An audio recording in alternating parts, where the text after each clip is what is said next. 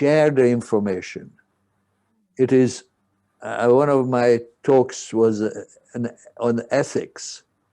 It is unethical to take it with you. You got to share the information that you have to share. So that is very, very important. For me, the big deal really has been that I have been at Texas Tech University, that I, for 39 years, 23 or so as chairman, and cutting back as my reluctance to get up every morning at 5:30, 6 o'clock. And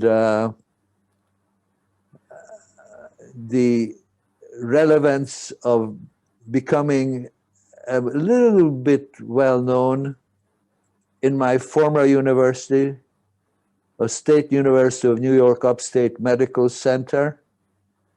And there I was more an intensivist, a neuroanesthesiologist, and especially my university that I was lucky enough to get back. I was given a chance after 3.5, 4 months leaving my country on 2-minute notice. I had zero interest in leaving. But when the secret police of the communists call upon you, it does not mean any good thing for your future. I had to leave, gave my mother and father a kiss, and took my examination result. I had and I don't know why we had it with us. And that was all. No toothbrush, no money, nothing. I had to leave. I had no plan. And within next morning, I was able to join somebody. But what led to it? The fact that I was accepted to medical school in Hungary, in my native country. I forever have been grateful for that. So I'm grateful to Hungary, I'm grateful to United Kingdom, I'm grateful to my newly accepting country, America. And after all, number one, in this sense of gratefulness, my parents. One of my professors in Liverpool had a little sort of one-liner. Secret of life: choose your parents wisely. And if I think of my parents, my father was born to a village judge. That was pretty relevant. Had several brothers and sisters. Oh, it's more about pictures. Here is my father and my beautiful sister who passed away at age 88, and my absolutely beautiful mother. Oh, she was picked when my father went to the village coming back from the First World War and had to have a job, and he was an engineer. He knew about machineries, and he felt that he was getting on. See, at that time, We didn't have antibiotics. We didn't have vaccinations. We didn't, life expectancy in the village life in Hungary was 55 years of age. Because somehow, and then some people lived longer. He passed My away grandparents. at 55?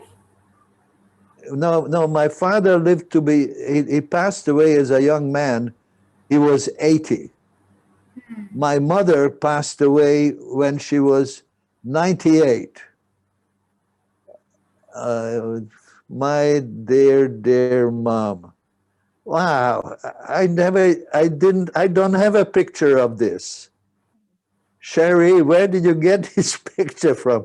I have my resources. I can't tell him my resources. You've done a fine job. That's my mom. Yes. Yes, when I was a sickly little boy, she was the one came to my help. And we had a doctor who looked like a doctor, was like a doctor, smelled like a doctor.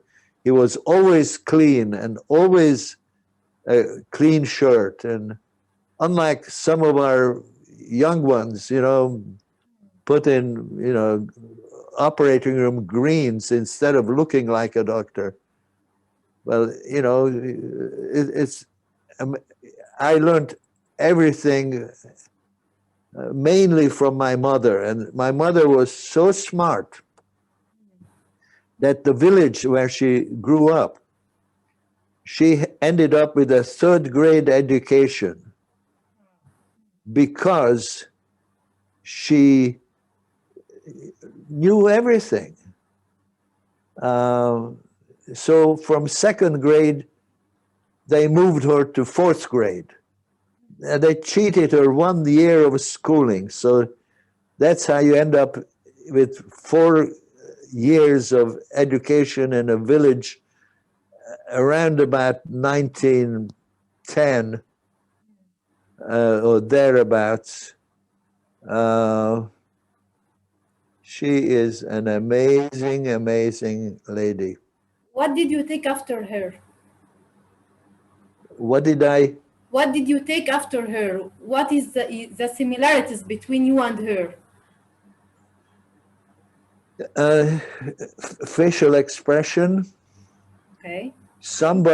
It's amazing, but kids take after their mothers, not so much fathers, because we spend more time with moms. And when I don't focus, I catch myself if I happen to look in the mirror. There's a little rarely occurring facial expression that is from my mom. And somebody else noticed that. And this person was a very brilliant person, Sue. Sue says, you have sometimes, this facial expression, holding your mouth and face a certain way. And I noticed that too, and she's absolutely correct. So. And in personality, what are the similarities? Well, she was always right. I have never even attempted to smell and use pot or any drugs. Anything illegal, I won't do it. Now, if it's not illegal, that don't tempt me, But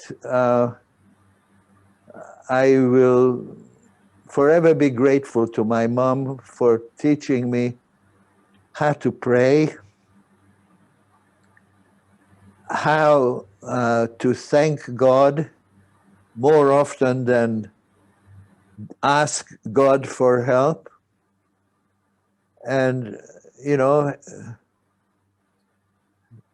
help yourself, and God will even help you. But you have to help yourself. And these phrases that she would use, that when your guts are hanging out, you pick them up and keep running. You know, it's mental toughness. Don't weaken. Don't give up. Keep running. It's the title of I your mean, course. it all goes back to mother and father. My father had to go and, because his father, the judge, died, but beforehand, his mother died, and then they had more children, too many mouths to feed. Then his father dies. So age 13, he had to go and work. And he ended up taking courses wherever he could. He never had the fine education of a university, but he was excellent at what he did. And he, for example, has on his left hand in the little finger had a ring with a lapis stone. Well, I have had similar for I don't know how many years, like 60, 70 years on my right hand. Is it the or another one? Another one of the just happenstance. I didn't even know about that until I saw this picture. And it's, imagine that life is passing, and my favorite people, most favorite, my mother and father and my sister, and I have had another sister, and I was a total spare part replacement. I had a beautiful brother, and the other sister were dark-haired, and my oldest sister, Margaret, was blonde, like I was blonde. You couldn't tell now, but it has been an amazing opportunity to have Christmases together, always pray, always do homework, and the rest follows. You know, it's a warm family life where there's no loud words, no yelling, no cursing, just happiness. So not many people know that you were born in the beautiful country of Hungary. So if I asked you to put a title for the chapter of your childhood, what would this title be?